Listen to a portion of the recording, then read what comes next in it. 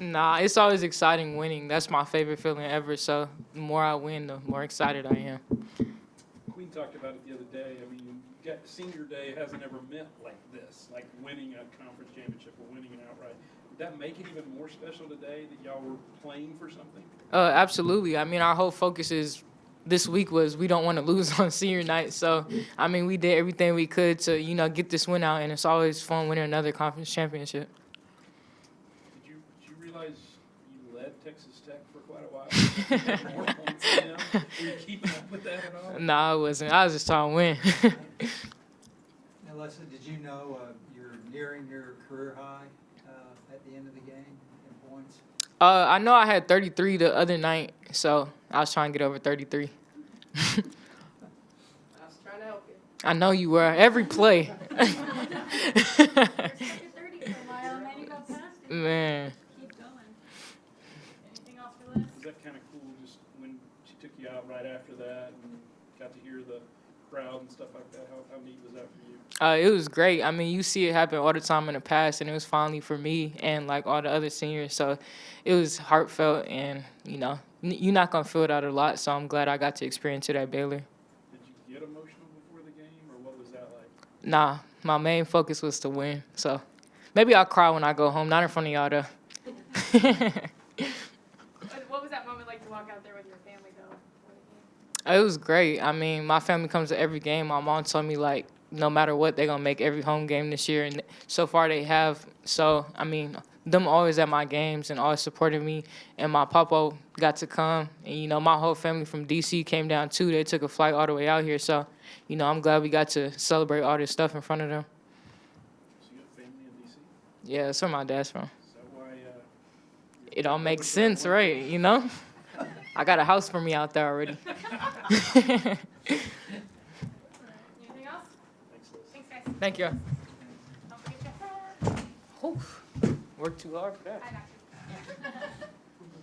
Dang, that's what I need. I cut a little screen. I do this every year. There you go. Every year.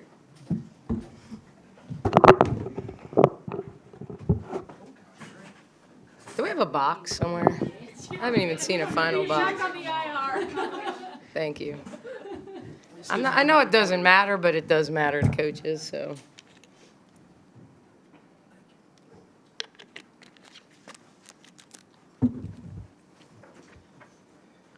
Nikki, your first team, well, how did this feel for you? And obviously you'd already won the conference, but winning it outright, what did that mean to you? I mean, when I took this job, I knew this was the expectation. So obviously there's an enormous amount of pressure as a result of that. And so a lot of it was just, living up to the expectations that were here, and trying to do it authentically my way, to put my stamp. This is the only way I know how to coach. And it's I feel things very deeply. I'm pretty emotional. I'm obviously pretty, I say what I think. And, I don't spend a lot of time in coach speak. If you ask me a question about how we played, I'm going to tell you, or how we guarded in action. And I'm passionate about this game. And so this is just getting to coach this special group of players. I just really didn't want to let them down. I mean, as much as anything, as much as I know we caught some flack from fans, it was about the people in the locker room and the administration. That was our main focus. And for me, it was doing a good job for them, so that, people could say, like, I was the right person at the right time to take over this program. So I'm just really proud of how we're playing right now, not just the championship, but how we're playing, and how we're playing unselfishly and sharing the ball. And I just think we're hard to play against right now. Coach, did you feel like that was kind of fitting for Melissa to go out with a 35-point game on senior day? Yeah, I just, I know that, I really respect our opponents. And, you in a senior game, there's that fine line between, them being out there and sharing that spotlight and going for, kind of personal records, and also understanding that this is a team that we could play again on Friday, and having a respect. So I was, quite frankly, running plays for Liz so that she could break it and I could get her out. And I do that for two reasons. One, I think she deserved an ovation. Two, because you just always worry about injuries in late game situation when the game is in hand. And so, but just she's been so good down the stretch. I mean, she's been consistent all season long, but her efficiency, her making jump shots, she's done it a lot of different ways. And I really feel like the biggest thing she's done this season, when I look at film from the past, and is she's defending at a much higher level than she ever has in her career. Like, I just see a different energy and focus, even from the beginning of the season to now, in terms of, like, locking people down. And, I thought once again, not unlike we did against Ashley Jones, like we did the same thing to Vivian Gray today. Like, we just made her inefficient. She didn't like Kate. We got size on her early, and then anytime they screened, we were switching someone even bigger on her, whether it was Liz or Queen. And so, just taking that personal pride at both ends, I think, is important. Nikki, I think you said the game up there was the first time you'd really used that big lineup, and it was specifically for Vivian. So you started it. Was that the reason? Or? I started the 5 seniors. I mean, I had talked to Sarah yesterday. It wasn't certainly anything Sarah did. She's been phenomenal all year long. But I felt like I know 2 of them are coming back, but all 5 of those guys that I started were seniors. And, it just happened to be that it was a game that is like a great matchup lineup for us. So it made it easier, and certainly was something that we stuck with and played, I mean, Kate played 32 minutes. I don't know if that's a record for her, but that's a lot of minutes. And I just thought she did a really good job of making it hard. And she's such a good communicator, but, she just gave us the versatility that we needed tonight to keep her down early, so that when we did sub and played small, that's where Vivian got at least 2 of her 3 baskets rising up over smaller players, and she just struggled when we kept length on her. How good was it to see them get out to such a quick start? I know that's been a problem in recent games. To be able to get an early lead and then hold it, how good was that to see? I think it was, when you looked at those first, I think 10 points, they were Caitlin, Queen, and Liz.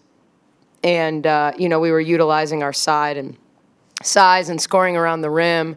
But we're at our best when we start by defending. When we give ourselves the cushion defensively, when we get stops, when we get rebounds, when we can get out in transition, then it kind of opens up the whole game. And for us to, our points in the paint, and, we turned it over a few times early, and then we just really settled in, and, we just shoot the basketball well when we play through the paint. And so, I mean, it just, when you as a coach can dial up just about anything against what they do, they were struggling to defend us early. They went to a zone. We scored, I think, 3 possessions in a row against their zone, and that was it. That's the last we saw zone. So that even in the second half, when they were trying to press, they were still matching up man after they got through the press. So I just thought we played really poised for the most part, and we got good shots. And when we don't turn it over and we play through the paint, that leads to the baseline drift pass, and we hit threes. And so, we're executing well late in the season. We know where we want to go. We're making the extra passes and, doing what we need to do to be successful. Coach, just what's it been like for you to coach Melissa Smith and just witness this year, her last year here at Baylor? I feel lucky. I feel blessed. I feel, I think she believed in me and how I could help her, I think personally, as a basketball player, and how I could help prepare her for what's next for her. And, Melissa Smith could have gone anywhere in the country, and she chose to stay. And I think some of that was wanting to see her career through here. And but, she still had that opportunity to go. And so, as the season's gone along, she's just really begun to understand what we do and why we do it. And, making good reads and making simple basketball plays. And, she makes hard plays look easy at times, certainly. But, she's like, it's like I got the ultimate chess piece that I get to move around the board. And, she said it, like I just kept moving her around and trying to get her buckets late in a lot of different ways, screening her inside, flare screening for her outside, like just trying to utilize her in a lot of different ways to keep the defense off balance. Caitlin was joking that she's gotten to cut down the nets a lot, that she's almost kind of forgotten how to do it. For you to go up, cut the nets down, it looked like you had just a real moment of relief, of euphoria. What were the emotions like as you lifted the net up? Yeah, I think, I've said this before. Honestly, like, beating Texas, that was relief. Like, that was, like, almost like lack of joy and pure relief, like this idea that you just have to win that game regardless. This last week has been more joy. I mean, it really has been more kind of the culmination of, and it's, we've just played good basketball, and so when you get to play with the pieces on the chessboard, and you're making shots or you're making the extra pass, and even some of the times that we're missing, we're just getting wide open shots. You feel like you have ultimate control. And look, if there's anything I have a problem with, it's when I don't have control. And so that's part of probably being a coach is, the only people that have more control than me are the five that are playing on the court at once. And so, when I can dial up stuff and run good things for them and we're doing a good job in terms of our game plan prep and taking things away.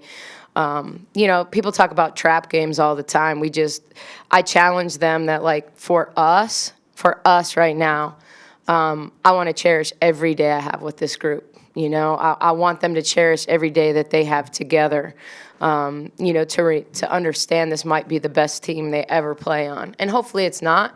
But if it is, like, that they've really, poured themselves into it and gotten a lot out of it. So for me, this week has been about preparing to win a basketball game because, it wasn't about sharing as much as it was about wanting to keep playing good basketball, to keep, putting one foot in front of the other, winning the day, knowing that, we're going to have to face this team again, potentially in the opening round of the Big 12, and wanting to play well there. And, we don't talk a lot about what our seed is going to be or anything like that. I just want to be playing good basketball in March, and I've said that from the beginning, that we are going to be better in March than we were in November. And because I believe that. I wholeheartedly believe that. I didn't know if it meant conference championship. What I knew was that if they kept believing that, I feel like I know how to coach this game. Like, I know how to get the most out of people. I know how to put them in position to be successful. And so,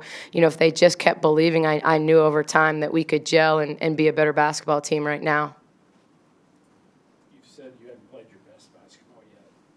But was this your best basketball at this point? I mean, 25-point wins over Iowa State on the road and then a team that you played really close with at Lubbock that you beat by 20. Like, I think if Queena made her layups, then maybe you'd get a yes out of me. Or when we dialed up a really good elevator play and Jamie missed the three, like maybe. I don't know. I think every coach thinks their best game is still ahead of them. I just like how we're playing. I like how we're executing. And you could see, like, I was super frustrated early in the fourth quarter because I didn't want to trade baskets with them, and I think it's easy to do that at that point. But, I still wanted to, like, keep showing that we were the better team on every possession. Like, that's what I want. I want to look like the better team on every possession, whether that's on offense or defense. So I don't want them to get anything easy. I want to get a great shot every possession. Like, I just didn't want to coast in and trade baskets. Knowing that you're gonna or could play them, did that affect anything you did today, or not that you didn't? No, I think the beauty of how we play is that when we're playing our best, I'm not even calling plays. Like, we're playing in transition, we're playing into early step-ups and drags, and so, I'm not giving anything up. I mean, I still think, like, you have to be able to guard stuff. Like, and even some of the ATO stuff that I did today, we ran multiple things out of the same set, and it's a set that people haven't seen for probably 2 months, because I don't think I've dialed up a couple of those plays since maybe Missouri was the last time one of them that we ran, we came back to tonight. So, and I also think that the hardest thing when you grow your playbook, the hardest thing is to know what we're running, because we run so many different things out of the same alignment. And so we can flow into actions. And so I think it's hard for people to know what's coming, versus like, we are really dialed in on the defensive end to what they call, what they're doing, what we have to take away. And so, I didn't feel like they were ever necessarily like a step ahead of us on the defensive end, because they knew what we were doing, because we kept moving people around. Anything else? Thanks, guys. Thank you.